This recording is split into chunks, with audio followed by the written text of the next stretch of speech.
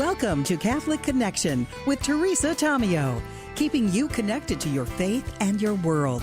Teresa tackles the issues of faith and culture, the pro-life message, and media awareness. And now, here's Teresa Tomeo. Good morning to you. Sherry Brown-Rigg in for Teresa Tomeo, who is on pilgrimage right now. Follow her on social media. Keep abreast of all the great things that is happening on that pilgrimage. And it's Friday. Hey, coming up on the show today, EWTN's Doug Keck with the Inside Word. He'll be here. We'll find out what's happening there at the network. And Steve Ray also joins us from a pilgrimage somewhere in France. Apparently he's on the road, so we'll see if we can catch up with him. And also we will talk this hour to Dr. Dan Guernsey about a new online course from Ave Maria. It focuses on the pursuit of wisdom. Doesn't that sound interesting? Not knowledge, but wisdom.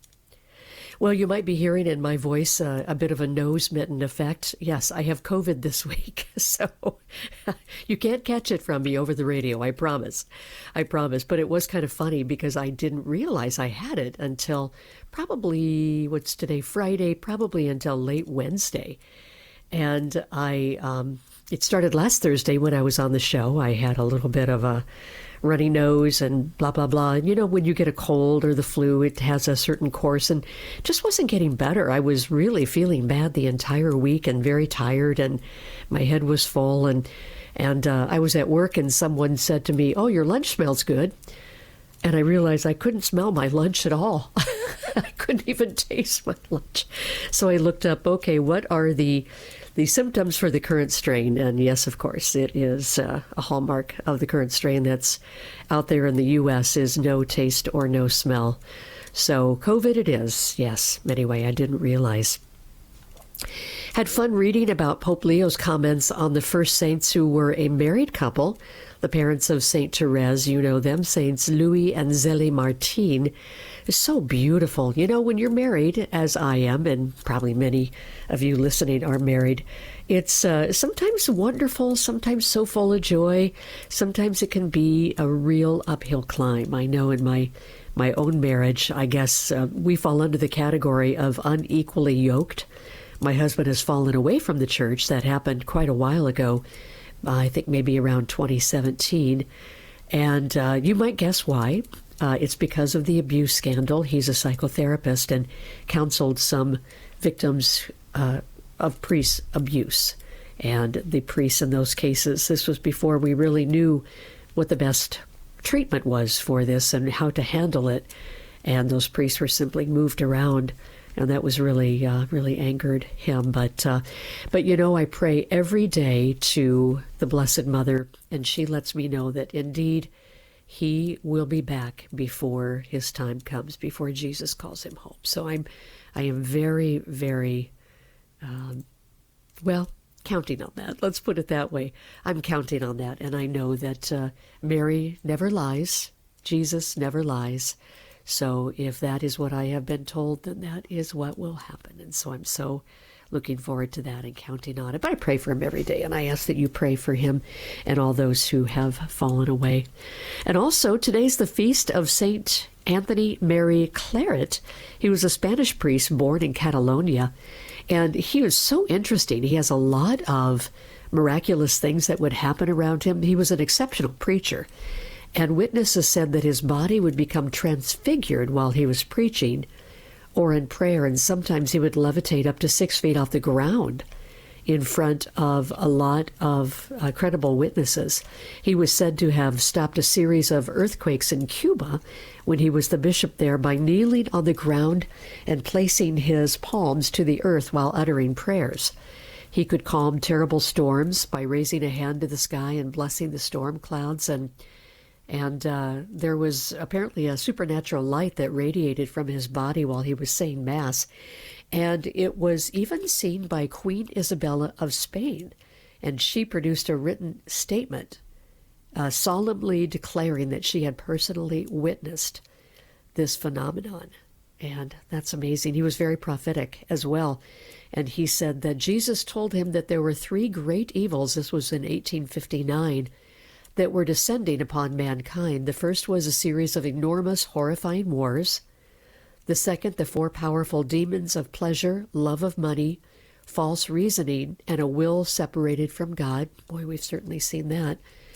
And Jesus told Claret that the third chastisement would be brought about by communism.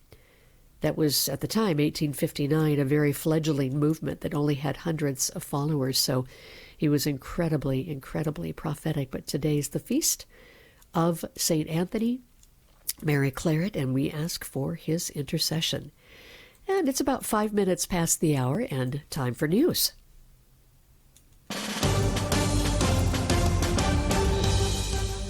President Trump says he is cutting off trade negotiations with Canada. NBC's Alice Barr reports it's over an ad campaign that includes a clip of former President Ronald Reagan warning about the long-term risks of tariffs. The president citing a statement from the Ronald Reagan Presidential Foundation and Institute accusing Ontario of using selective audio and video that misrepresents the 1987 address without asking permission to use and edit the remarks, noting the foundation is reviewing legal options. Ontario Premier Doug Ford announced the ad campaign earlier this month. Trump said on Truth Social that tariffs are very important to the national security and economy of the U.S., accusing Canada of using the ad to interfere with the pending Supreme Court case regarding Trump's authority to impose sweeping tariffs. In August, Trump announced a 35% tariff on all Canadian goods, with some exempt because of a previous trade agreement. The Trump administration is turning up the pressure on Moscow to agree to a ceasefire with Ukraine. Charlotte North reports. The U.S. has sanctioned Russia's two biggest oil companies, Rosneft and Lukoil, that help fund the Kremlin's war against Ukraine. This is the first direct intervention from the Trump administration against Russia over its invasion and follows a series of sudden shifts in U.S. policy over the past week that have kept everybody guessing.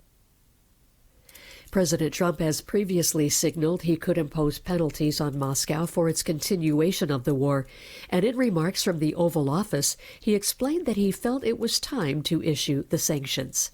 The United Kingdom also targeted the two oil companies last week, and the European Union has formally adopted another package of sanctions. North reports President Trump has been losing patience with Russian President Vladimir Putin. After a phone call with Putin last week, peace talks in Budapest were on, then abruptly cancelled a few days later. The US leader had a testy meeting with Ukrainian President Zelensky and refused to give Ukraine long-range missiles, instead suggesting Ukraine give up large amounts of territory to Russia. North reports the sanctions come as Trump pushes for an end to the war in Ukraine. President Trump may have finally gotten fed up with both leaders and is now playing hardball to pressure them to agree to peace. History was made in the Sistine Chapel on Thursday as Pope Leo XIV and King Charles III prayed side by side, marking the first time since the Protestant Reformation that a reigning British monarch and a pope have prayed together during a royal state visit to the Vatican. President Trump may have finally gotten fed up with both leaders and is now playing hardball to pressure them to agree to peace. Buckingham Palace said that the King's state visit postponed earlier this year due to the poor health of Pope Francis, celebrates both the Church's 2025 Jubilee year and the ecumenical work between the Church of England and the Catholic Church, reflecting the Jubilee year's theme of walking together as pilgrims of hope. A prominent Free Presbyterian minister from Northern Ireland, however, is not so happy with the visit and the prayers. Reverend Kyle Paisley, the son of Firebrand Democratic Unionist Party founder Ian Paisley, said after the King prayed with Pope Leo XIV in the Sistine Chapel that King Charles III has acted contrary to the oath made at his coronation and should now let someone else take his place, who is a true Protestant and who will take their vows seriously.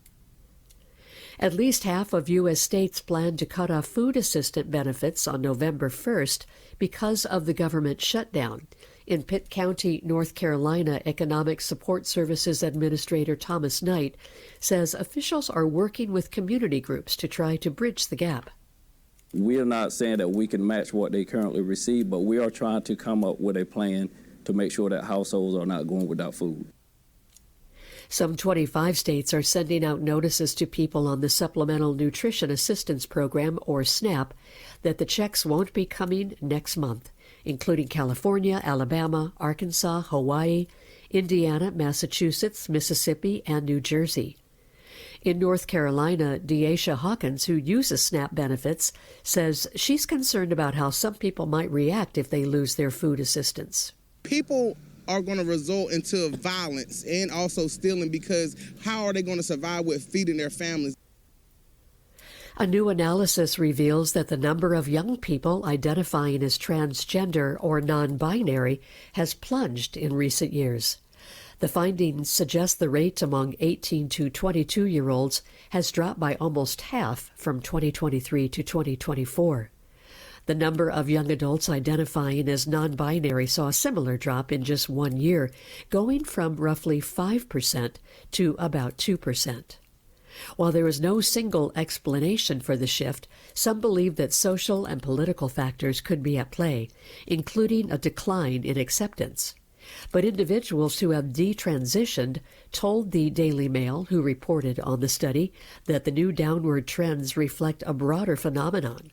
It's a social contagion, and we can see that reflected in the data, says Prisha Mosley, who was born female.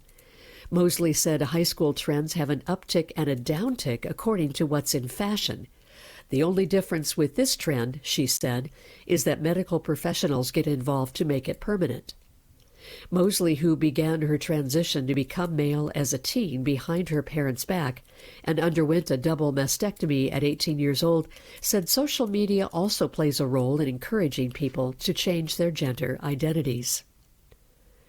After the Palisades fire suspect pleaded not guilty on Thursday, his defense team said he's simply a scapegoat. Mark Mayfield has more. Outside a federal court in Los Angeles, a lawyer for Jonathan Rinderknecht said his client is not even accused of setting the Palisades fire.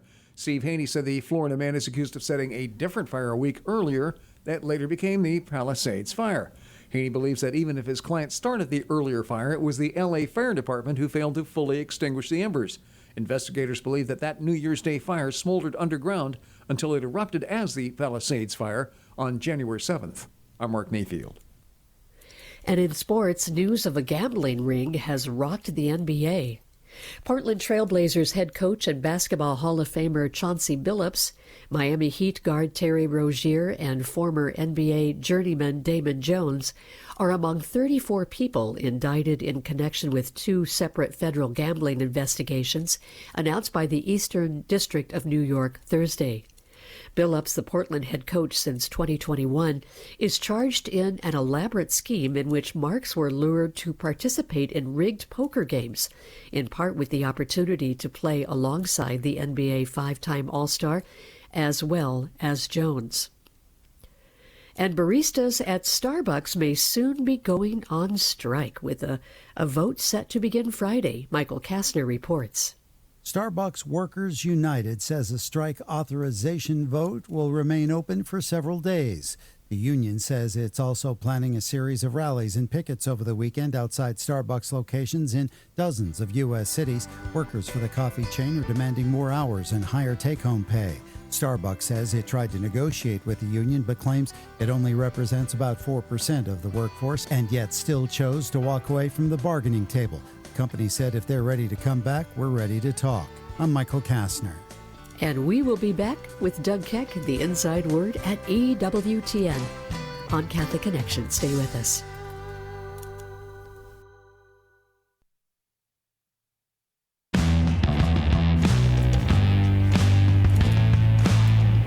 Welcome back to Catholic Connection. About 15 minutes past the hour. I'm Sherry Brownrigg in for Teresa Tomeo. Doug Keck is with us. Of course, the Inside Word at EWTN. And Doug, it's really so much fun. I get to talk to you maybe like twice a year. And so this is great. And you sound exactly the same. You always sound terrific. Even with COVID and my nose full and my head full? I think it sounds terrific. Okay, all right. Well, I will just send that compliment up to God because he's the one who's making it sound okay. In my head, I sound like an echo chamber. So Right. No, I know. I understand. So lots of great things are happening. I mean, here we are, at the end of October, we're getting into All Saints Day, All Souls Day, and the holidays. And if I know EWTN, you already have the holiday schedule all sewn up.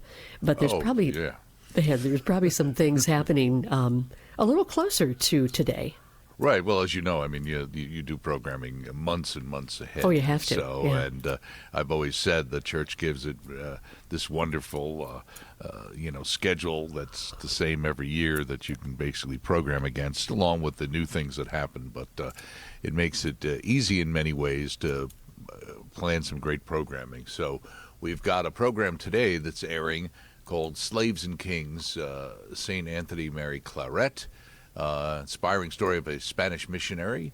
In his role as Archbishop of Santiago, he preached against slavery, risking death at the hands of corrupt Cuban authorities, and that is today at 3:30 p.m. And this is the feast day of St. Anthony Claret. So again, our programming guys are all over it. We've also got a program on Wales, the Golden Thread of Faith, which actually talks about the Roman occupation and the rise of the Catholic Church in Wales. And that's going to be airing tomorrow at 2 p.m. And, of course, in Wales, the Catholic Church recognizes the date of October the 25th as the feast of the 6 Welsh martyrs and their companions. We've got Catholic martyrs everywhere. Yeah. And more of them happening, unfortunately, that don't get talked about in the 21st century. We also have a program about Polycarp, of course, early church father, and that's airing tomorrow night at 8 p.m. And, again, someone who reflects the Catholic Church in its earliest time. We're moving ahead. We've got Life on the Rock happening on Sunday, and Gabriel Castillo joins Father Mark to talk about the power of the Rosary, and I think we've seen it more and more people are catching on to the fact that praying the Rosary is even more important than maybe we've treated it over the last 30 or 40 years. We've got My Lord's Faith Journey, sharing the message of Lourdes, talking about healings. That's happening on Sunday night at 11:30 p.m. We've got Cor ad Lacor, Loquitur, almost terrible at these pronunciations, and the examination of St. Philip Neri's influence on the work of St. John Henry Newman. You always hear about that in relation to Newman, and also because of the fact that Bishop Sheen used to use that heart-to-heart phrase as well. Our Hidden Gems airing next week. We've got on the 28th, which is Tuesday, we've got one of our Hidden Gems is the Catholic Shrine in America, is the National Shrine of St. Jude. Okay, and that's in Chicago. So again, these kinds of that's why it's a hidden gem. And we've got St. John of the Cross, the Great Exchange, a program airing about St. John of the Cross on the 30th. That's Wednesday, and also a program on the same day airing that afternoon is A Grave in Perm, the Father Walter Chiswick story, and of course is a powerful story about a Catholic priest who survived and thrived in Russia under the oppression of the Soviets, and that's airing next week, next Wednesday. And that just is really scratching the surface of all the great programming. If you really want to stay up to date, besides listening to this, you can go to our EWTN.com and find out all the great programming that's coming up. And also, don't forget about our on-demand platform and YouTube channel, where you can see so many of these programs and get them on demand. And our, of course, from an audio side on our Podcast Central, on our radio side with wonderful audio podcasts, so we've got it covered everywhere. EWTN is everywhere and in every format, and expanding our on-demand platform, so look for that. Yeah, EWTN is on the cutting edge of reaching people, and it's just absolutely phenomenal. And I love how many programs that you have about the saints. St. John Paul II said, don't be afraid to be saints. And I think there's still that tendency for even those of us who would call ourselves devout Catholics is to think, saints, they were great, they're my friends, I love them, but ourselves? Right, and I think that's why there's been an attempt, certainly, I think, with John Paul II on to kind of bring forward more modern saints, to not make it seem like, this is just something somebody could do historically in the past by living some sort of perfect life, as Mother used to say, the saint where the butter would melt in their mouth and the sugar, that kind of whole thing, the wax figure, Sure. That's not what saints are. That's not who Mother always talked to people about, living a saintly life and in your own situation. As we know, saints were people with failings, maybe sometimes incredible failings, who overcame them with the grace of God to live an exemplary life as an example for us to say it's not perfect people who are saints. It's imperfect people who strive for perfection who become saints, and show us that no matter where we are, there's always an opportunity to change. I mean, Bartolo Longo was a Satanist, and he was just, raised up. So, I mean, this is the kind of thing as anyone who thinks, I'm so far gone, or my situation's so bad that I can't be forgiven, I can't turn things around. That's just untrue. It doesn't mean God, of course, loves you just the way you are, but it doesn't mean you continue in sin and say, well, he just loves me the way I am. He loves you so much that he wants to change your lifestyle. He wants to show you the way out of where you are. And the goal is to spend eternity with him. That Absolutely. should always be our goal. Yeah, and with St. Carlo Acutis, that's another great example. Here's a young man who had all the pressures that kids have today. I mean, a few years ago, but there are many of the same. Right. And he still managed to, his entire life, he lived it for God. And, right. By all accounts, he was a popular kid. Kids liked him. They may have thought that he was different, but he was a very likable person, and he just wasn't afraid to tell people what he believed. And, he made such a huge difference in the world when he was alive, and now in his death and his sainthood. I mean, it's just phenomenal. Right. But it's interesting, too, because of all the cutting edge, the computers and everything, what was his main focus? The Eucharist. The Eucharist, Eucharistic miracles, those kinds of things, that sometimes I think, thanks to him, are starting to be focused on again, and for people to focus on the Eucharist, because where we see Eucharistic adoration, where we see a reverence for the Eucharist, and that's where we see vocations thrive. That's where we see the healthiest parts of the church. And it's out of that health that we can do the other things that we're called to do, helping the poor and welcoming the stranger and these other things that we're supposed to live out in our lives. But if we put those things in front, and get things out of order, we just become more burnt out social workers.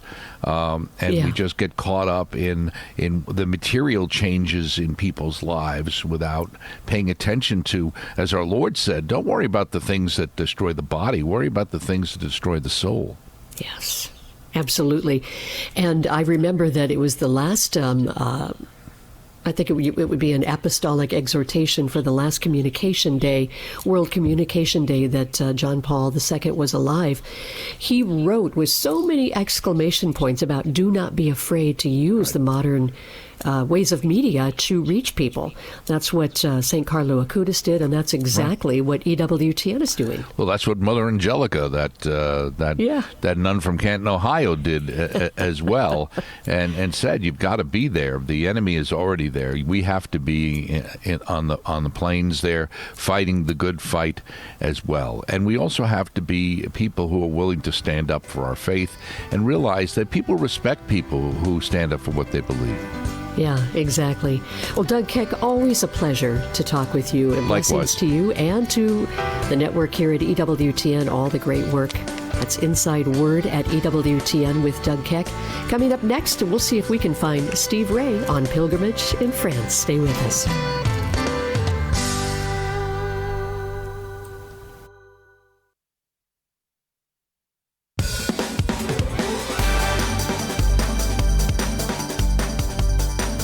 Welcome back to Catholic Connection. Sherry Brown-Rigg in for Teresa Tomeo, but she will be back on Monday.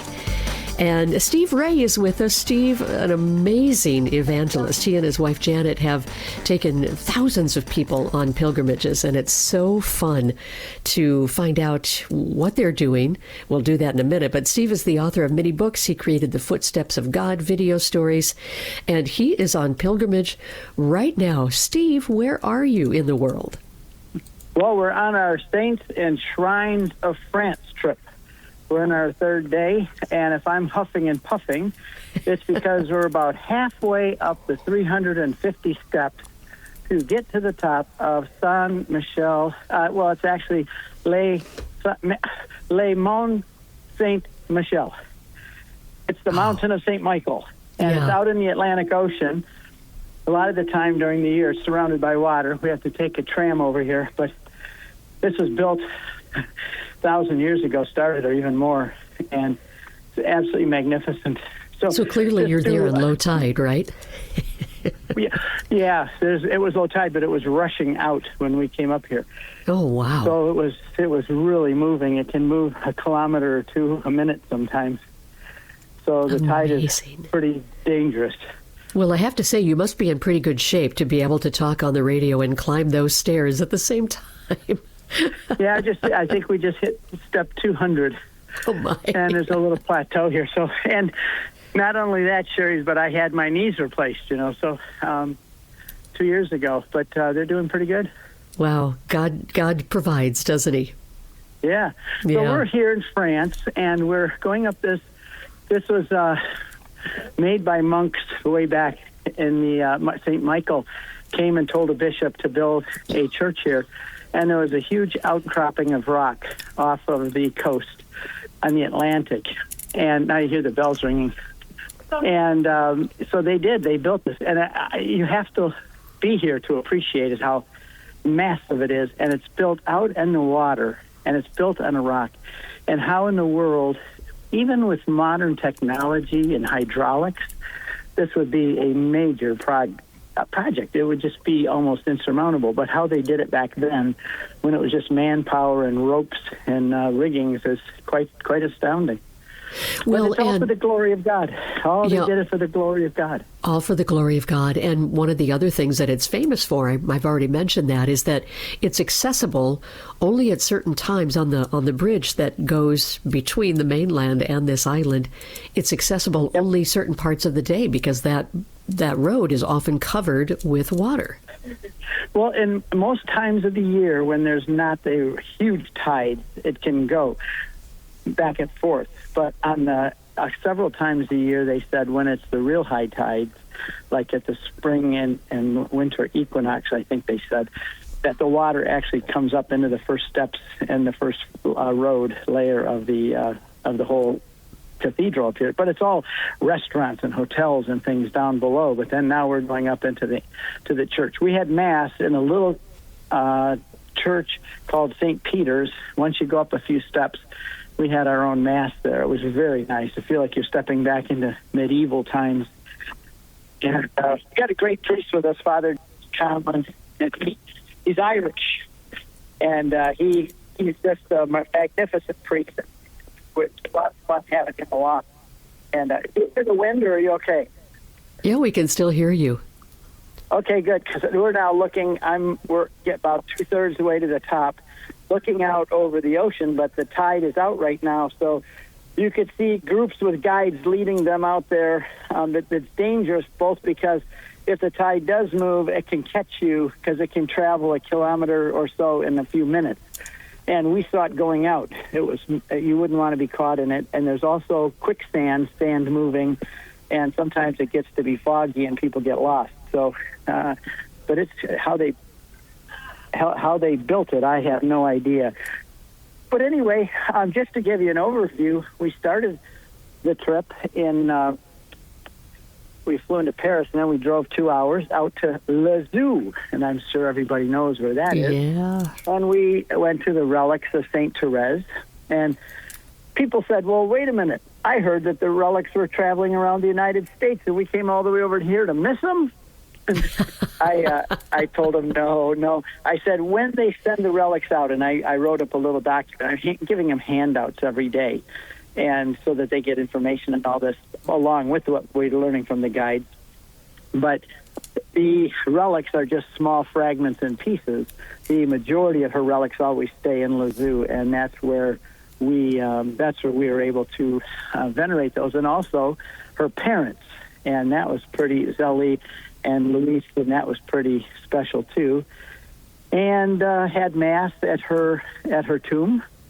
That was all. It's very special there. People here had a great devotion to Saint Therese, and so we got to go through her childhood home where she lived until she went into the monastery, and so we could see the furniture and all the clothes and her pictures of her family, and people were very moved by that.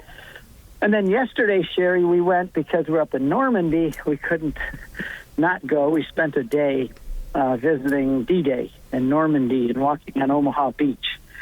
And the Lord has been really with us because it was told that it was going to be such bad weather that the Omaha Beach would be closed because of the dangerous winds and that it would be pouring rain. Well, it rained a little bit, but it only rained when we were on the bus or in the building for lunch. As soon as we stepped out, the sun came out and it stopped raining. It was almost as though God flipped a switch on and off for us. Yeah, praise God. So we were able to go to the monument there with all of this, over 9,000 crosses. And some of them are stars of David, too, for the Jewish men and women who died in the war.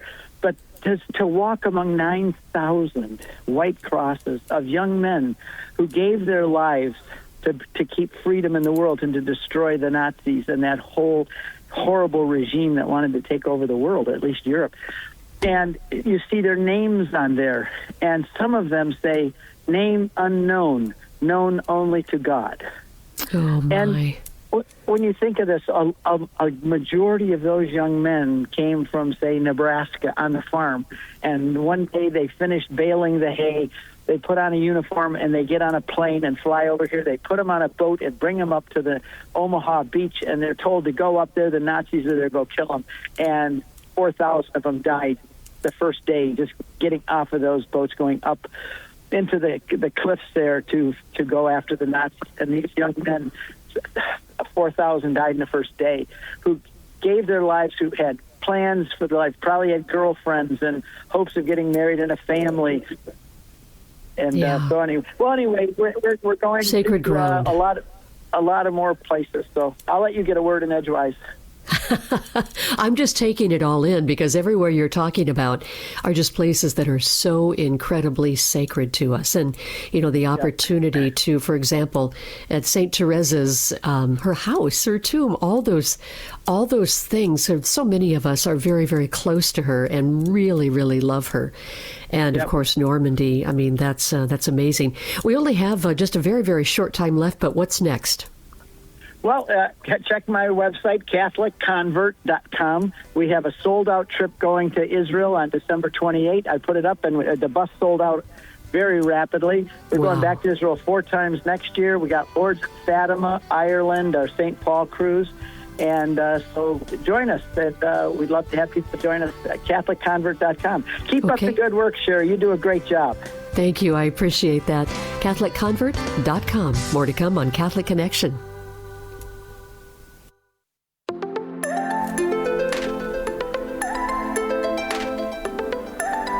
This is Catholic Connection. Sherry Brownrigg in for Teresa Tomeo, who will be back Monday, by the way.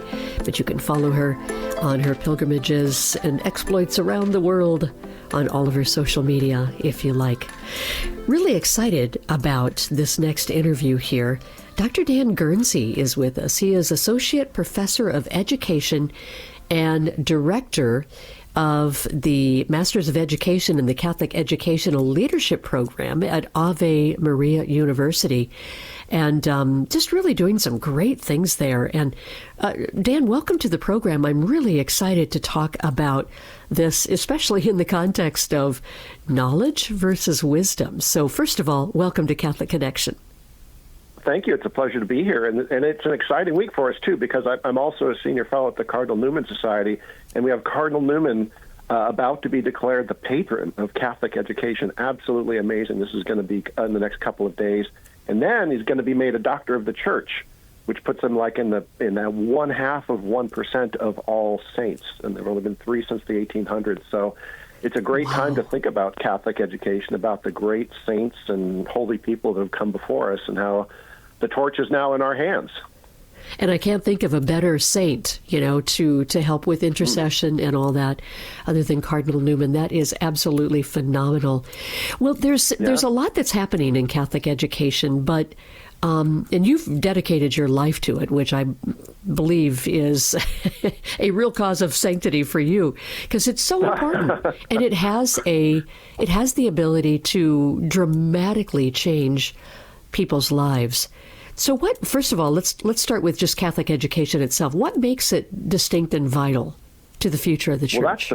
Well, that's where we involved in Catholic education have to always go back to, because sometimes what happens in education, there's so much to do and we're so busy that we go day by day, doing all the teaching without thinking about that essential question is, what are we doing here? Why are our schools open? And they're not just open to exist. They're not just open for test scores. They're not open because the public schools aren't doing a sufficient job. They're open because the Church says this is a uniquely profound way to educate and to sanctify its body, and then also to evangelize out. So it's this twin purpose of sanctification of the student and service to the common good, especially through evangelization, that forms the core of Catholic education. So those of us involved in Catholic education, whether we're in schools, most of our homeschooling families appreciate this, have to start from this core, right? What are we actually doing? Because if we don't know what we're doing, we could just wander lost in the common swamp that is big education nowadays. So we have to really think carefully, not just about what we're doing, but about who we're doing it to. So we also have to think about the nature of man and the nature of the children before us. So a great, big, exciting world to walk in, and thank goodness we have the Church to anchor ourselves in. Yeah, it really is an exciting world, and an existentially vital one, too. I mean, here in the U.S., we have so many thriving Catholic schools, and with some of President Trump's policies, it has made it even easier for kids to go to a Catholic school, which is great. But what are your thoughts on the state of Catholic education here in the U.S.? I am hopeful, as you are. I think, again, this has to be hope, standing in somewhat of a realm of darkness, but it's not as dark as it was back when Catholic schools really started to collapse back in the 70s and 80s, that we had our major collapse. So, we're down about 76% in size and scope of what we used to be back in the heyday back in the 1960s. Well, just real quick before we go on, what caused that collapse? Yeah. Massive societal change. Well, I mean, first of all, Catholic schools were originally created in the United States back in the 1800s, about the time that common schooling was becoming the norm. But back then, the public schools were very Protestant, and so they taught the Protestant Bible and taught Protestant religion. And so there was the problem for the Catholics, especially the Irish and the Germans coming over, that they would have to Protestant version of the Ten Commandments or Protestant prayers. And so the Catholics said in the 1800s, 1840s, we need to open up a school in every parish. So that kind of started the need for Catholic education, was because the public schools were too religious. So now you can imagine there's even more need, because our society has gotten so irreligious that we have to do something dramatic. So then we hit the heyday back around the 60s, and then there were great cultural changes. Catholics became mainstream back in the early days. In the Revolution, we were only 1.5% of the population when we were founded, and it was only in the 50s and 60s that we became mainstream. John F. Kennedy, et cetera, and then so people thought, and then we kicked religion out of the public schools. So Catholics thought, okay, we're mainstream. Public schools aren't Protestant anymore. We can go there. And then you had the whole Vatican II thing, and we just got decimated with the loss of our religious. So it wasn't one thing; it was just sort of like a trend. It was of a lot things. of things. Yeah, but piling on each other. How were we coming back? In the 80s, we tried to come back by being excellent in academics and sports, and a lot of premier Catholic schools are still stuck there. But there's a really growing trend now with the Chesterton schools and with the ICE Institute for Catholic Liberal Education, and with some really good dioceses that we're really starting to get back to this Catholic identity piece. and then move on from there, saying that's where it lands. And interesting stat is that 11% of our 46% of our priests went to Catholic school at some point, and 11% were homeschooled.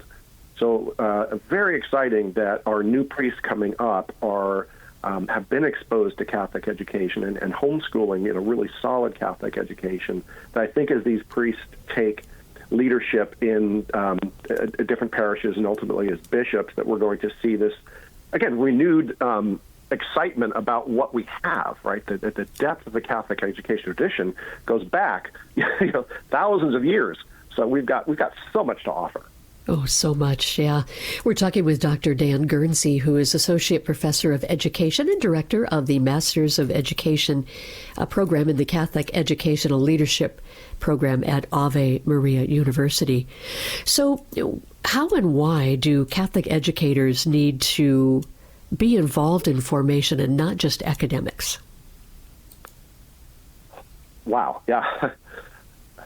As Vatican II, the Vatican document Education, Gravissima Educationis, tells us that the mission of Catholic education depends primarily on the teachers. And again, we need to go back to that mission. That mission is one of individual salvation of the student and service. So our Catholic educators have to know and totally live that mission. There's a famous saying in Catholic education goes, the students listen more to witnesses than to teachers, right? It's what they see, not just what they hear. So the Catholic educators, we're trying to do this through Cardinal Newman and through Ave Maria and other Cardinal Newman schools, is really get back to this vision of Catholic education that it also involves rich prayer and sacramental life, and involves an intensely lived community life, because these schools are ecclesial communities. They are experiences of the church, and we need to treat them as such. And our faculty need to realize that they actually have a munus, a teaching office in the church that they have to be faithful to. And so that's part of the Catholic schools need to be in community of faithfulness and orthodoxy with the magisterium. And then we also, the other thing we really get in Catholic education is that the student is an integrated whole of mind, body, and spirit.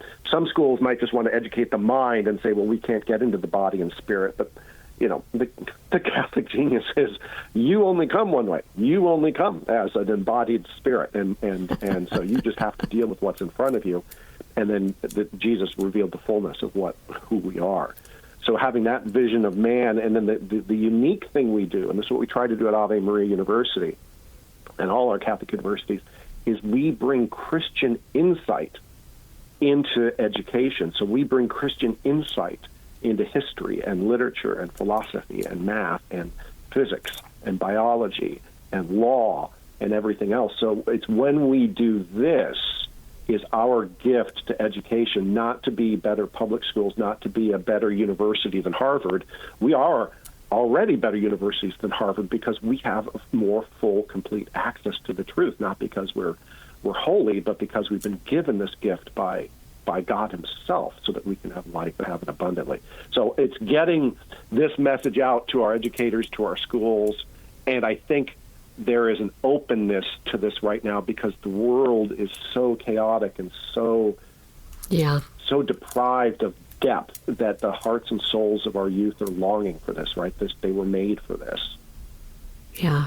It is a true gift to our kids and to us, too. I mean, to those of us who, because we all should be lifelong learners. Now, Ave Maria has a new course that is called The Pursuit of Wisdom.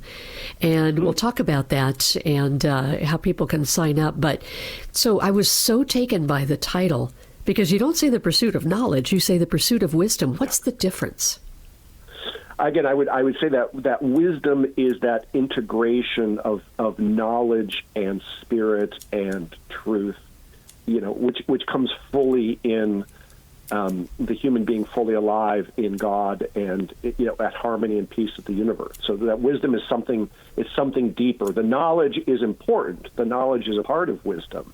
The knowledge is that deeper level of understanding that comes. And the idea with these Pursuit of Wisdom courses is that they're free and they're online. They can last anywhere from 3 to 5 hours. You don't have to do them all at once, but they're nicely divided into little 15, 20-minute segments.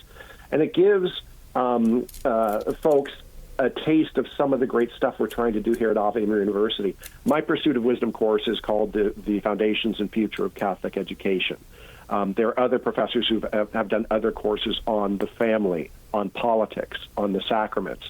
So they're made to be very digestible, very acceptable, and to give you a taste of what our professors are doing here at the university to bring Christian insight into some of the deeper questions. We have courses on C.S. Lewis. We have courses on Tolkien. And so they're all free, and they're all available at pursuitofwisdom.com or, .org. Or they're also, you go to the Ave Maria website, and I think there's even some apps available under the Pursuit of Wisdom. So I highly recommend them. They're fun to watch and a great way to spend some time in the car or while you're cleaning or whatever you do when you listen to podcasts. I watched the trailer yesterday and I thought, I have got to take this course because it really brings the knowledge of so many of the professors there at Ave Maria University to us. I mean, we get to learn from them. And as you mentioned, it's free of charge. It's the pursuitofwisdom.org. And definitely watch the trailer, but you can just head over there and start the courses. And yes, there is right at the top here, get the app. So let's talk about your course. We only have about a minute here, but yours is, again, called The Foundations and Future of Catholic Education. What are some of the things that people will learn from your course? Well, we kind of talked a little bit about the future and where Catholic education is going. Yeah. The course actually goes deeper into, start off with the foundational premise. Anthony Esselin says, in order to get education right, you have to get man right. So we have to found our educational vision on truth and humanity, in God's revelation and in the community of love.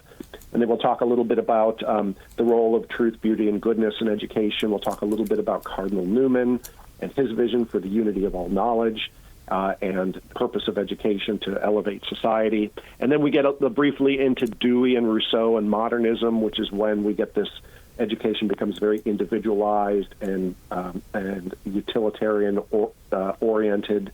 And then we move even further into the post-modernity when the meaning of everything just gets bleached out, and then how Catholic education brings that back in. And as I say, I think and we talk a little bit about AI too. Well, that's wonderful. AI is just another great big thing. So. Yeah, well, that's Dr. Dan Guernsey. He is with Ave Maria University. You can find these courses at thepursuitofwisdom.org. Dr. Guernsey, thank you so much for being with us on Catholic Connection. And hey, we'll be right back.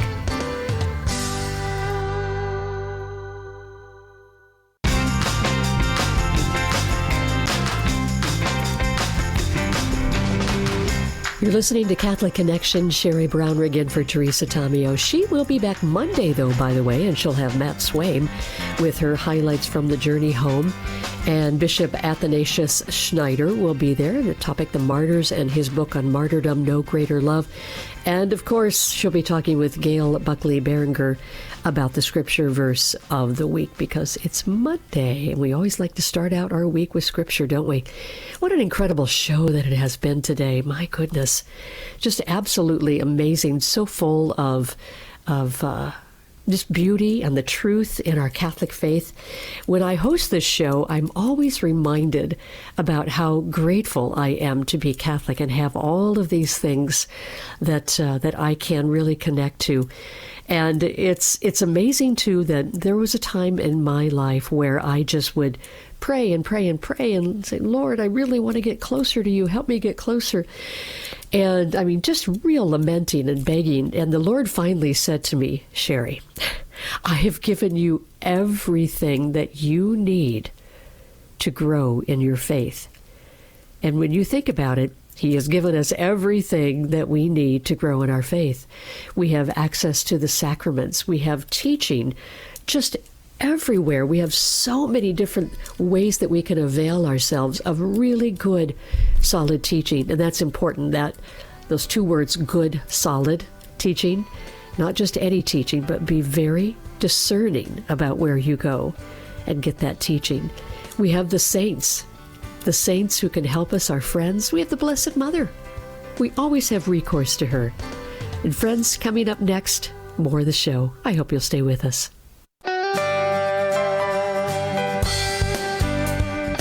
Welcome to Catholic Connection with Teresa Tomeo, keeping you connected to your faith and your world. Teresa tackles the issues of faith and culture, the pro-life message, and media awareness. And now, here's Teresa Tomeo. Morning to you, Sherry Brown Rig for Teresa Tomeo, who is still on pilgrimage. And welcome to EWTN Radio Extra. And we have a great hour coming up. We'll talk with Emily Stark, who is editor-in-chief and host of the Natural Womanhood podcast. And we'll talk about Trump's IVF executive order. Now, she's in Ireland, so we're hoping that we'll be able to reach her. And that'll be fun just to hear about that as well. And after the news, there's a good friend of mine who will be on the show, and she'll join me in talking about praying for priests. She and I are vice president and president, respectively, of Maria Regina Clary, which is Mary, Queen of the Clergy, and it's an apostolate that encourages prayers for priests and vocations. Now, Vicki's going to tell you the story of how she and a priest founded the apostolate. It's really, really quite beautiful, very mystical. And this priest was not just any priest, Monsignor Peter Dunn. You got to really hear the story about him and what an incredible force for the church that he was, devoted to the Blessed Mother. And he was just one of those Irish priests who he brought the faith to so many where we live and started this apostolate. So it's a really, really great story. Now, at the same time that they started Maria Regina Clary, and I shouldn't say it was actually not even the apostolate that got started at that point. It was just praying for priests. And after a very mystical experience. And at the same time, my brother was being ordained. He was a brand new priest, and God was telling me how vital it is that I pray for him, not just occasionally, not just on Sundays or Thursdays, all the time. He literally told me he will need your prayers every single day. And so since he was ordained, that's what I have been doing, is praying for him. And it's really been amazing to have a brother who is a priest, because you do get a little bit of an insight about some of the things that they go through. Some of the little things, for example, maybe not you, but you might have heard people in church who criticize Father for his homily, or that it went 1 minute over, or that they would prefer that he would run the church a different way, or they want him to do this. How that actually really, really affects a priest. And I think that we tend to feel that, well, they must be close to God, so that probably is just water off a duck's back. And I can tell you that it is not. And we should be as concerned about the holiness and sanctity of our priests as they are of themselves. And that's one of the reasons why we need to pray for them, is because it's not that God can't act unless we pray, but he wants our participation. We are called to participate in that. And with the books that go around the world, we'll talk more about that when Vicki's on, but people have said they feel this really, really deep calling to pray for priests. And if you feel that, that means that yes, you indeed are called to pray for priests. There was a new study that came out, and National Catholic Register has it, about the priesthood right now, and they were sort of looking at how things had changed from a baseline study that was done a few years ago. And it found that young priests remain more conservative, but they really aren't necessarily left or right as we would think about it, conservative in terms of politics. Some other findings that were very, very interesting, but they're largely flourishing, but they don't think their communities are, at least not to the same degree that they are. And so that's us. We're the community. So I'm just wondering, what's happening with us? And some other findings that, as I scroll down here, that they really love working with the lay people to bring about good things in the church, which is a great thing. That's another thing we're called to. And it does say here, younger priests are more likely to say they are expected to go above and beyond their vocational calling, and they're also lonelier than their older peers. And I think a lot of that has to do with the fact that they probably have so much work they can't often be together with one another. And that's a very, very important thing for priests to be together. So we'll talk more about praying for priests here in just a few minutes. But at 5 minutes past the hour, it is time for news on EWTN. President Trump says he is cutting off trade negotiations with Canada. NBC's Alice Barr reports it's over an ad campaign that includes a clip of former President Ronald Reagan warning about the long-term risks of tariffs. The president citing a statement from the Ronald Reagan Presidential Foundation and Institute accusing Ontario of using selective audio and video that misrepresents the 1987 address without asking permission to use and edit the remarks, noting the foundation is reviewing legal options. Ontario Premier Doug Ford announced the ad campaign earlier this month. Trump said on Truth Social that tariffs are very important to the national security and economy of the U.S., accusing Canada of using the ad to interfere with a pending Supreme Court case regarding Trump's authority to impose sweeping tariffs. In August, Trump announced a 35% tariff on all Canadian goods, with some exempt because of a previous trade agreement. The Trump administration is turning up the pressure on Moscow to agree to a ceasefire with Ukraine. Charlotte North reports. The U.S. has sanctioned Russia's two biggest oil companies, Rosneft and Lukoil, that help fund the Kremlin's war against Ukraine. This is the first direct intervention from the Trump administration against Russia over its invasion and follows a series of sudden shifts in U.S. policy over the past week that have kept everybody guessing. President Trump has previously signaled he could impose penalties on Moscow for its continuation of the war. And in remarks from the Oval Office, he explained that he felt it was time to issue the sanctions. The United Kingdom also targeted the two oil companies last week, and the European Union has formally adopted another package of sanctions. North reports President Trump has been losing patience with Russian President Vladimir Putin.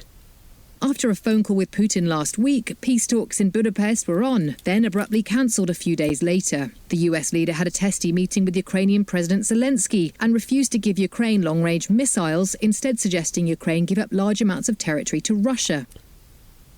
North reports the sanctions come as Trump pushes for an end to the war in Ukraine. President Trump may have finally gotten fed up with both leaders and is now playing hardball to pressure them to agree to peace.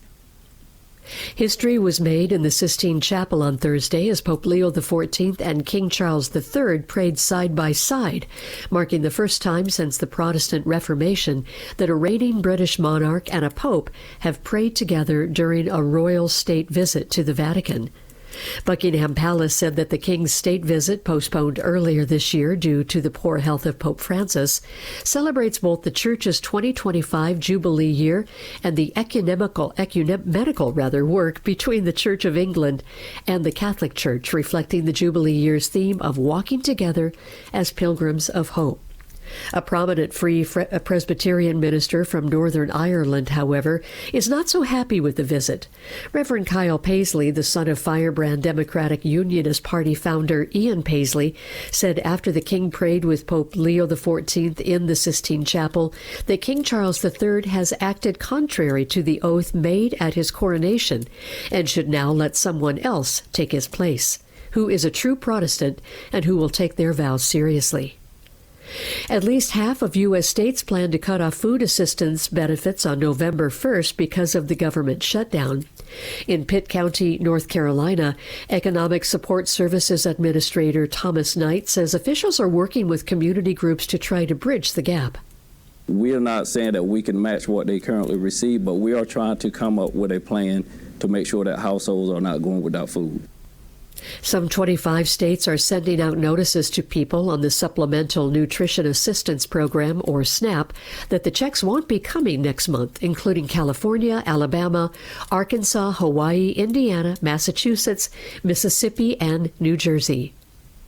In North Carolina, Deasia Hawkins, who uses SNAP benefits, says she's concerned about how some people might react if they lose their food assistance. People are going to result into violence and also stealing, because how are they going to survive with feeding their families? A new analysis reveals that the number of young people identifying as transgender has plunged in recent years. The findings suggest the rate among 18 to 22-year-olds has dropped by almost half from 2023 to 2024. The number of young adults identifying as non-binary saw a similar drop in just 1 year, going from roughly 5% to about 2%. While there is no single explanation for the shift, some believe that social and political factors could be at play, including a decline in acceptance. But individuals who have detransitioned told the Daily Mail, who reported on the study, that the new downward trends reflect a broader phenomenon. It's a social contagion, and we can see that reflected in the data, says Prisha Mosley, who was born female. Mosley said high school trends have an uptick and a downtick according to what's in fashion. The only difference with this trend, she said, is that medical professionals got involved to make it permanent. Mosley, who began her transition to become male as a teen behind her parents' backs and underwent a double mastectomy at 18 years old, said social media also plays a role in encouraging people to change their gender identities. After the Palisades fire, suspect pleaded not guilty on Thursday. His defense team said he's simply a scapegoat. Mark Mayfield has more. Outside of federal court in Los Angeles, a lawyer for Jonathan Rinderknecht said his client is not even accused of setting the Palisades fire. Steve Haney said the Florida man is accused of setting a different fire a week earlier that later became the Palisades fire. Haney believes that even if his client started the earlier fire, it was the LA Fire Department who failed to fully extinguish the embers. Investigators believe that New Year's Day fire smoldered underground until it erupted as the Palisades fire on January 7th. I'm Mark Mayfield. And in sports news, of a gambling ring has rocked the NBA. Portland Trailblazers head coach and basketball Hall of Famer Chauncey Billups, Miami Heat guard Terry Rozier, and former NBA journeyman Damon Jones are among 34 people indicted in connection with two separate federal gambling investigations announced by the Eastern District of New York on Thursday. And bad news if you are a coffee drinker, particularly at Starbucks. Baristas at Starbucks may soon be going on strike, with a vote set to begin Friday. Michael Kastner reports. Starbucks Workers United says a strike authorization vote will remain open for several days. The union says it's also planning a series of rallies and pickets over the weekend outside Starbucks locations in dozens of U.S. cities. Workers for the coffee chain are demanding more hours and higher take-home pay. Starbucks says it tried to negotiate with the union but claims it only represents about 4% of the workforce and yet still chose to walk away from the bargaining table. The company said if they're ready to come back, we're ready to talk. I'm Michael Kastner. Oh, the pumpkin spice. Channeling, oh, the humanity, oh, the pumpkin spice. Well, that's news for you this morning. I guess or at least some that's important. There's a lot more that's important. And coming up next, we are going to be talking to Vicki Herout about Maria Regina Clary and the need to pray for priests. I hope that you'll be with us, because when we talk about, well, boy, am I called to pray for priests? I think there's a really easy way to figure out if you are called, and that's if you can hear my voice right now. We're all called to pray for priests. That is coming up next on Catholic Connection. We'll be right back.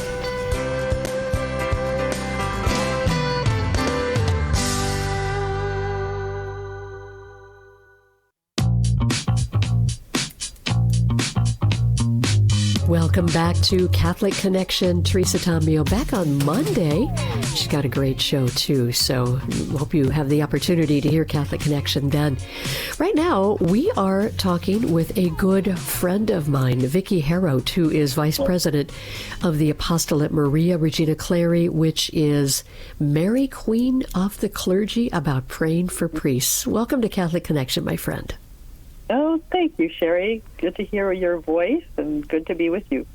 Even though it's full of COVID, it's good to hear my voice? Well, not that part, maybe.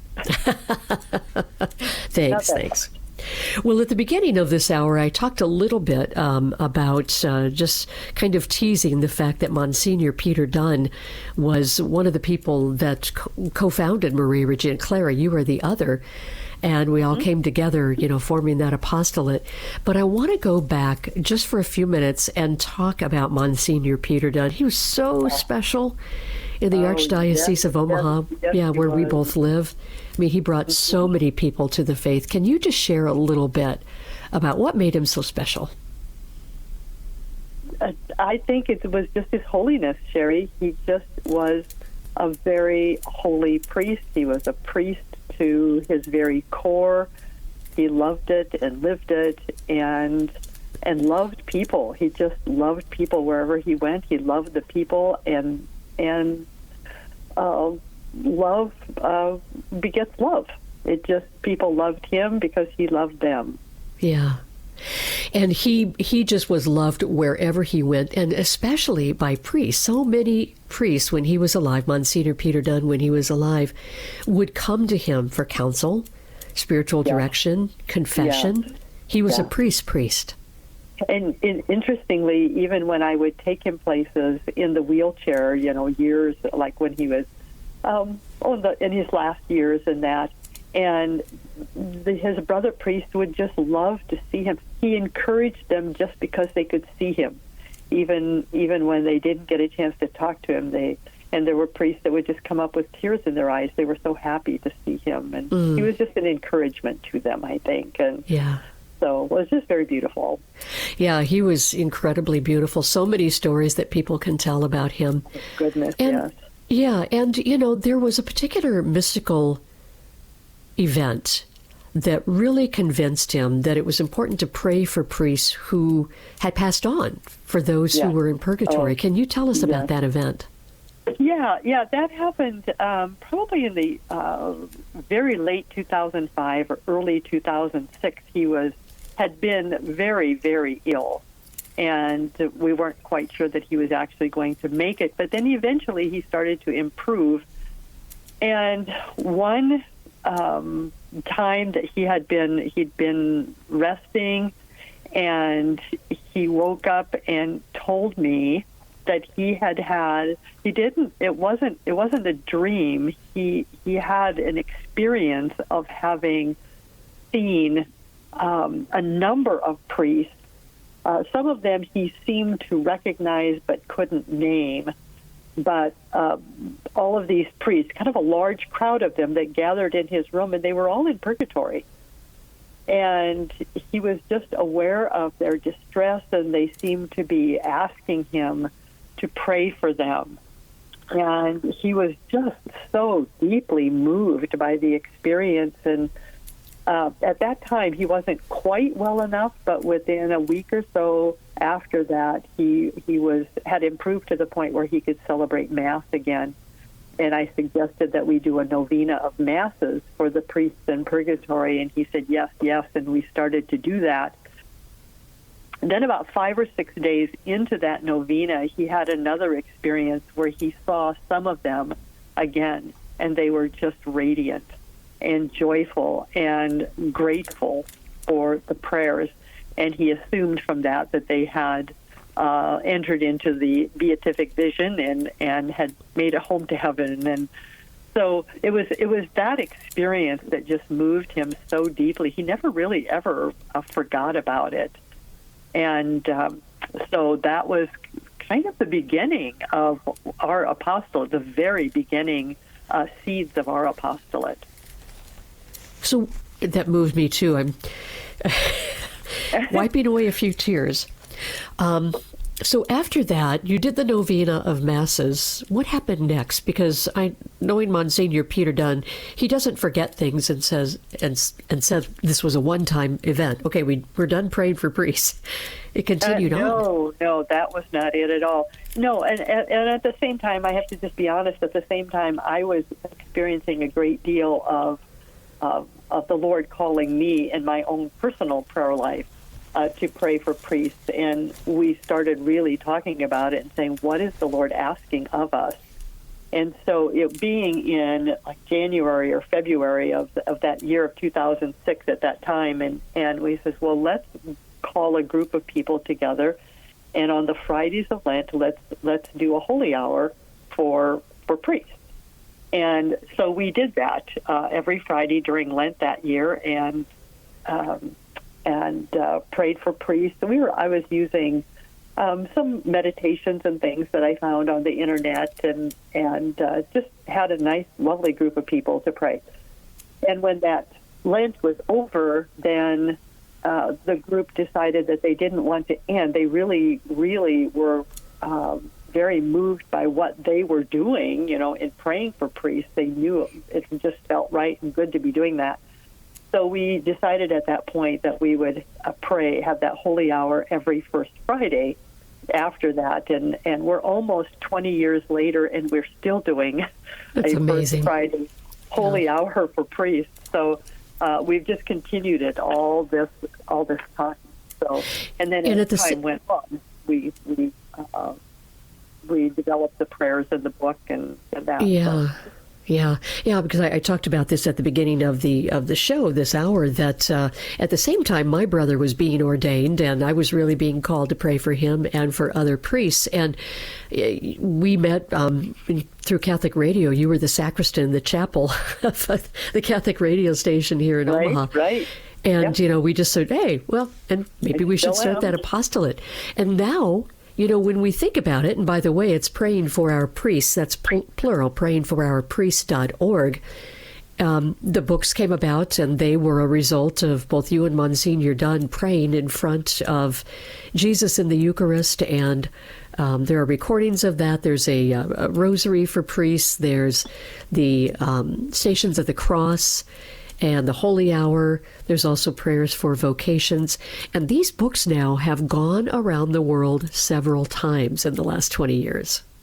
Yes, we have. And all over our country, many, many, many, many people praying for priests using these books. And we're just so grateful for the work that the Lord is accomplishing through that. One of the things I wanted to mention, too, is especially praying for priests right now as we approach the month of November. Right. And the Church dedicates the month of November to the holy souls in purgatory. And what a great time to pray for our priests, our especially those who were so beloved to us, to pray for them if they're in purgatory, then they will receive those prayers, or to make a visit. The first week in November, there's a plenary indulgence for visiting a cemetery, and one can go and pray for that priest in the cemeteries and gain a plenary indulgence for that priest. And so many lovely ways to do that, or the Stations of the Cross. Yeah. Wonderful way to pray for priests. All these different ways. I think it's important that as you listen right now to this conversation that we're having, that you just decide, I need to pray. Even if it's all you can think of right now is a Hail Mary for the priest who's celebrating your Mass at your parish this Sunday, start with that. But it's so important for all of us to pray, not just for priests who have passed on, but for our priests today. Vicki, we're running out of time, so I'm going to have to just go ahead and give the website here, prayingforourpriests.org. And thank you so much for being with us, Vicki, and thank you for serving. It was a joy. Always a joy. Always a joy. Please pray for our priests. Pray for our priests. It is a joy to pray for them, and you can start. Resources are available if you need them. prayingforourpriests.org.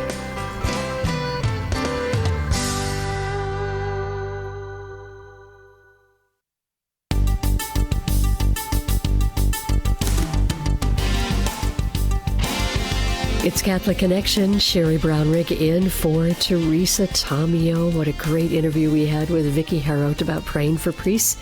Please say yes to that, by the way.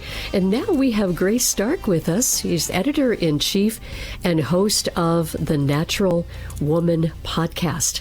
And also the editor-in-chief, I think I may have said this, a magazine of fertility, awareness, and women's health, bouncing between lots of tabs on my computer. Grace, welcome to Catholic Connection. It's so good to be here, Sherry. Thanks for having me on. I don't think I've ever spoken with you on Catholic Connection before, so this is exciting. No, it's a first, and I'm really, really excited to talk about the subject today. And that's about Trump's IVF executive order, something that is causing concern from a lot of people. A lot of us just really don't know what to think. And I know that you have written about it and you've spoken about it. So let's just kind of dive right in. First of all, what was the actual executive order? What did it say? Yeah, so it wasn't so much of an executive order. Back in, I think I talked to Teresa about doing a follow-up when Trump had kind of that an executive order surrounding IVF would be coming out. And this was 5-6 months ago that he'd originally announced something like that. And we're all all of us at Natural Womanhood, the organization that I'm the editor-in-chief for, and those of us who are working in the authentic women's health and restorative reproductive medicine space, we're all kind of holding our breath, wondering what that could possibly mean when President Trump announced there'd be an executive order on IVF. Because you may or may not remember, back on the campaign trail, he made some pretty big promises around IVF that he kind of hinted that there might be some kind of mandate about coverage. He had talked about wanting to make it more affordable. He even said some things about wanting to be known as the father of IVF or the king of IVF. He was very, very pro-IVF on the campaign trail. And so there were concerns about that, and we didn't really know where things were going to go. But instead of sitting on our hands and holding our breath and hoping for the best, a lot of us behind the scenes have been working really hard to get in touch with the administration and working with different organizations to let the Trump administration know that IVF is not the only, nor is it even the best way for couples to overcome infertility. And so what we heard from the administration last week was that our efforts have paid off. There is no mandate around IVF coverage.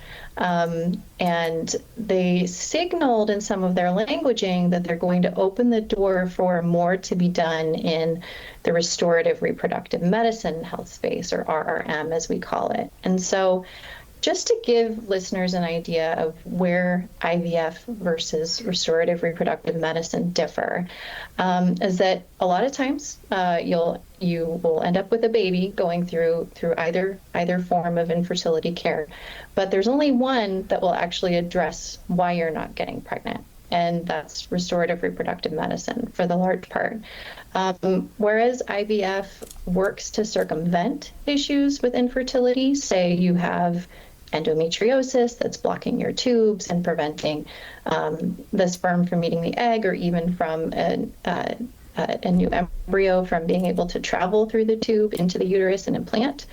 Whereas IVF will work around that just by creating an embryo in the lab and then implanting it in the uterus.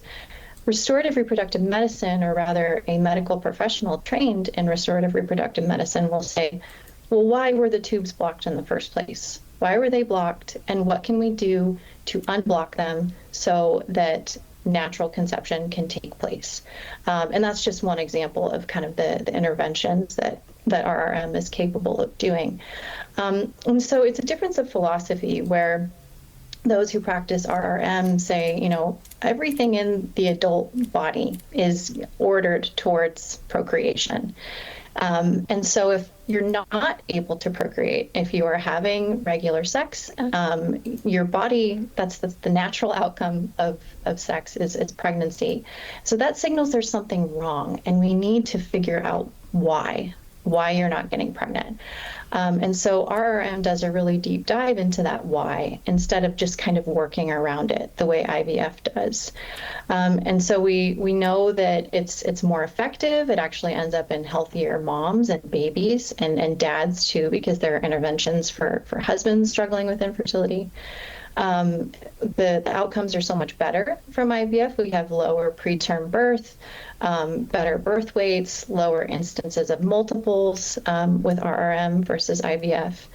And a lot of that has to do with the fact that we're getting people healthier with RRM, and IVF doesn't get people healthier. You might end up with a baby on the other end of your IVF cycle, or multiple IVF cycles is usually the case. You might end up with a baby, but you're not going to end up healthier.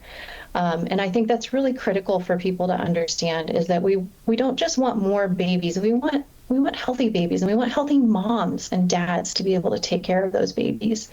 And IVF doesn't make people healthier. Oftentimes, people's health is actually worse off for having undergone IVF.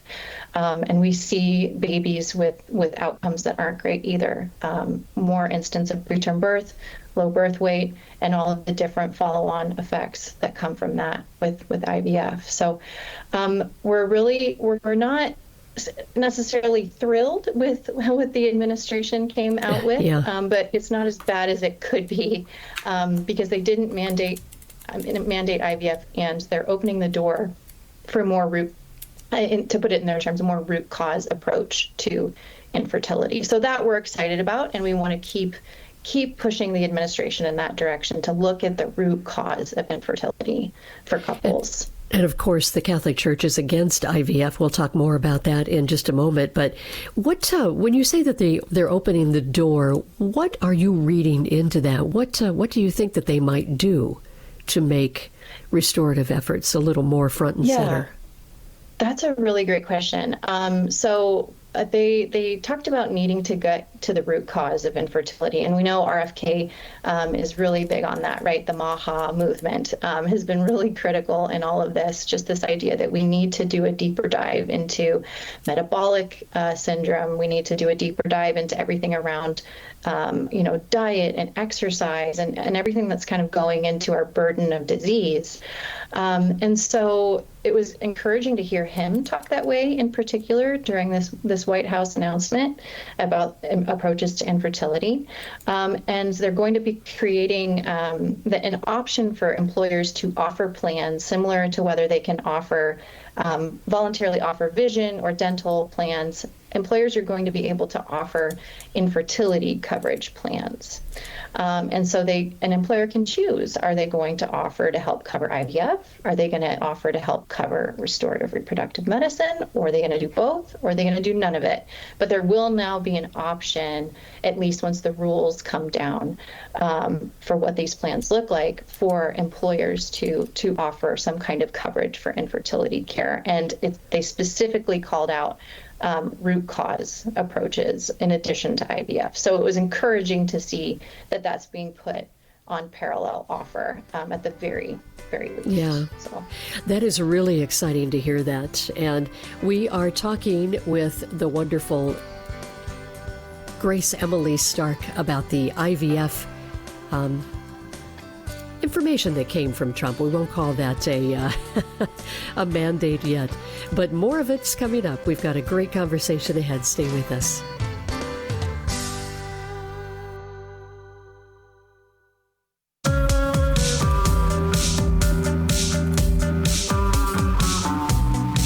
Welcome back to Catholic Connection.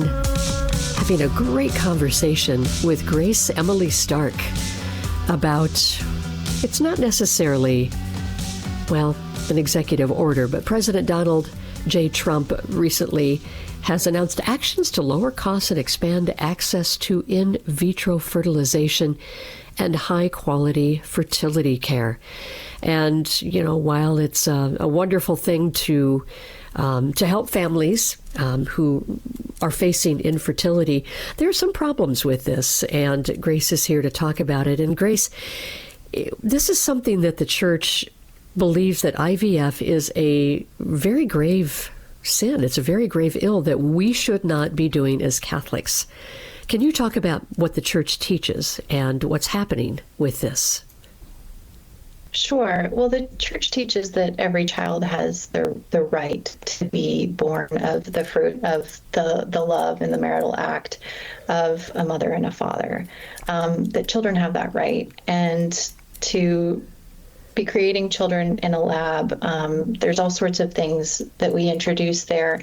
Commodification of, or commoditization, however you want to put it, of human life. When money is exchanging hands to create life, we're always going to run into all sorts of problems, and it's going to cloud how we view those lives. And I think we see that with the fact that just millions and millions and millions of embryos are frozen on ice, some indefinitely, all over the country. We don't know how to think about these lives. There's an understanding that popularly speaking in our culture, there's an understanding that they have value, but it makes it hard for us to see them as individual, dignified human lives when money has exchanged hands to create them, and then they're just kind of left to sit on ice. But we know that people are devastated when we hear about things like there have been documented cases of freezers breaking down in IVF clinics, and those embryos dying and needing to be discarded. And people are devastated. They say, oh, those were my children. And so we have all these really complicated feelings. And I think it's because of how those lives came into being in the first place, because it was done in a lab, and money had to exchange hands for it to happen. And so it helps, or it harms rather, our ability to see each individual person as the dignified, unique image of God that they are. And so the church recognizes that and prohibits IVF for those reasons, not because the church doesn't love babies and doesn't want people to become parents, and understands that those are good, wonderful feelings that people have to want to have babies. But the church also, in her wisdom, recognizes that babies are not a right, and we can't just do whatever we want to try to acquire biological children, that there are limits to what we can and should do. And she doesn't prohibit us from doing things that correct underlying causes of infertility. In fact, that's something the church is very much for, that we want our bodies to work well. We want to be healthy. And that's why the church promotes natural family planning, because NFP charts are actually a really fantastic diagnostic tool in the hands of a knowledgeable healthcare professional who can see from a woman's cycle charts what some of the underlying causes of her struggles with infertility might be. And so we call them, when we use NFP charts in that way, we call it a fertility awareness method or fertility awareness charts.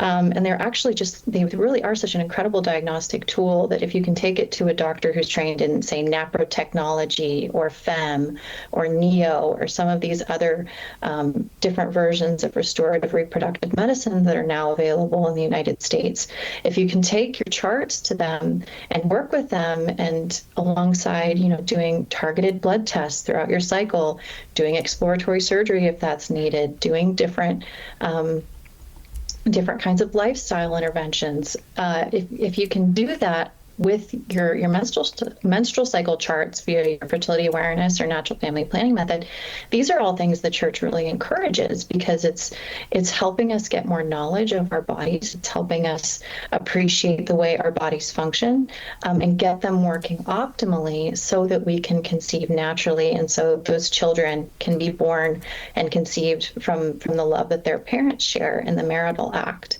And so that's where restorative reproductive medicine just really it blows IVF out of the water on all fronts, whether we're looking at the ethical concerns and theological concerns, but also just from the standpoint of what is medicine for? Medicine is to help correct things that are wrong, to help get to the root and to fix those things so that our bodies can function optimally. And that's what restorative reproductive medicine does. Yeah, and I think that in today's culture, too, that, we are so used to getting things quickly that we want. And really, the natural family planning can take some time. And, this is not an accusation towards any parents or would-be parents of just, trying to do anything to have a child. But I think we do get kind of caught up in that. And it's really in just the, commoditization of children. Like, I've got to have a child no matter what it takes, I have to have a child. I myself am childless. And, my husband and I have been married 33 years. It's no longer possible for us to have a child naturally. Mm-hmm. But, it's one of those things that we struggled with for years and just had to come to grips that was God's will. And, he certainly has filled in all the other areas of gaps that I might say, that because I don't have children, this isn't happening. I'm not experiencing this. I have a very rich life, and, it's all according to God's will. But I think that sometimes in our culture, we really do just get caught up in that. But this is not a good thing for several different reasons. And one of the things that we both know about is that there are so many fertilized eggs that become embryos that are created.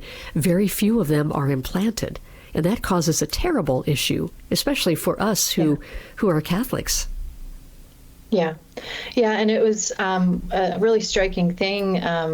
President Trump doesn't seem to fully understand yet, and hopefully he'll move in a direction of understanding, but he seems to equate IVF with and promoting IVF and expanding IVF as being very, very pro-life.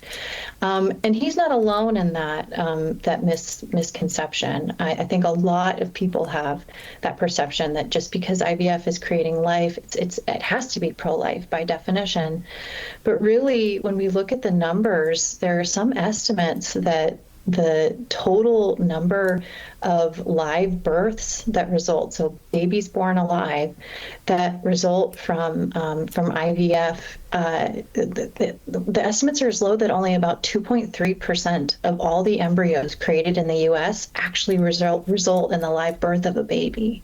Oh. And so what's happening to that other 98%? Well, they're either being created to be frozen indefinitely and possibly ultimately destroyed, or they're created and they're deemed not quality embryos, and so they're destroyed for that reason or donated for medical research.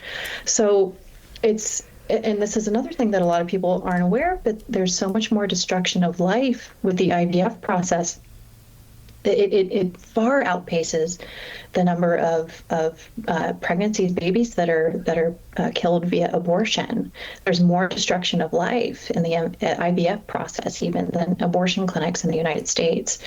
And so it's at an earlier stage, but life beginning at conception as it does, those are still human lives that are being ended, even if they're only 3, 4, 5 day old embryos in a petri dish that are discarded.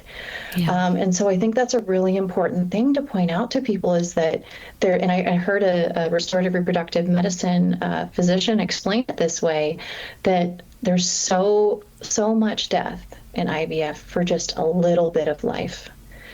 And we love the life that comes out of it. That life has value. People created via IVF have every bit as much dignity. And I guarantee that the vast majority of people who undergo the IVF process love those children so much. And so, I don't want to make it sound like that people conceived via IVF have any less dignity or any less loved than anyone conceived any other way.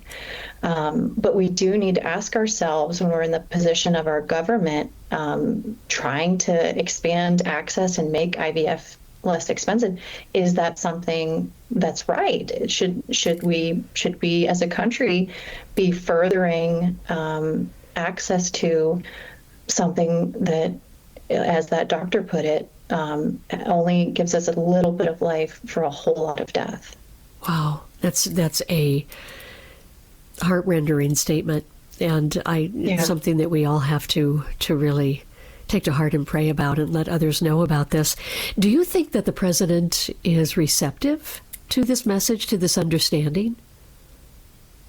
I can't speak to that because I don't know him personally, and I don't know his heart, but I have seen the evolution from what he was saying on the campaign trail, being so vocal, so full-throated in his support of IVF, to now this really pretty measured response to his promise. We know that for President Trump, promises made, promises kept is a big thing for him.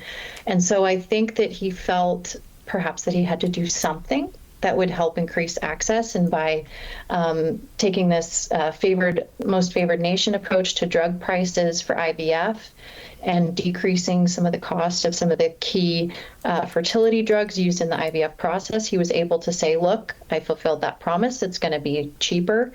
And so it will increase access. So I think that was important to him. But given that he was really kind of making it sound like earlier on that this was going to be some kind of executive order, some kind of mandate, to have really kind of pulled back on it does show, I think, that he's listening.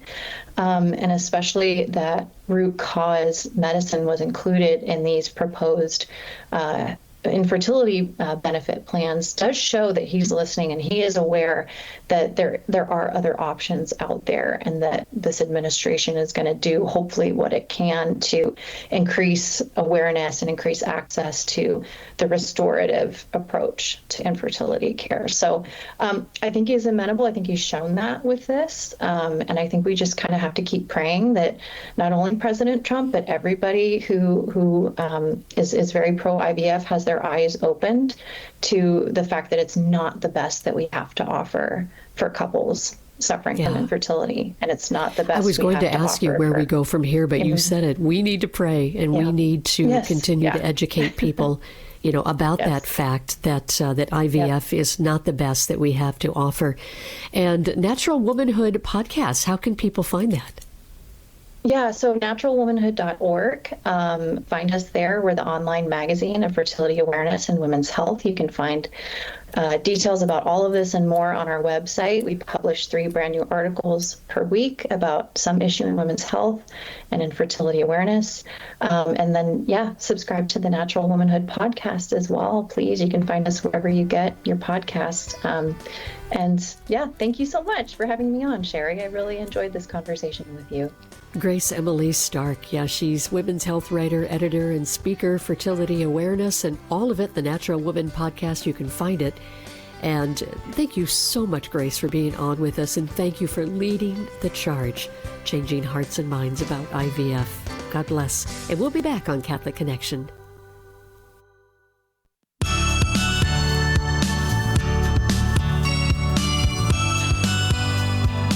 It's Catholic Connection. Sherry Brown-Rigg with you just for a few more minutes. Wow, what a great show we had today. I hope you enjoyed it. Talked about the importance of Catholic education. Talked with Doug Keck today, all the great things happening at EWTN. And there's always, such a wealth of great content that you can find. So easy. And what I was talking about earlier, that the Lord told me that, He's given me everything I need to grow closer to Him. It's all there. Here in 2025, we have such an incredible list of riches.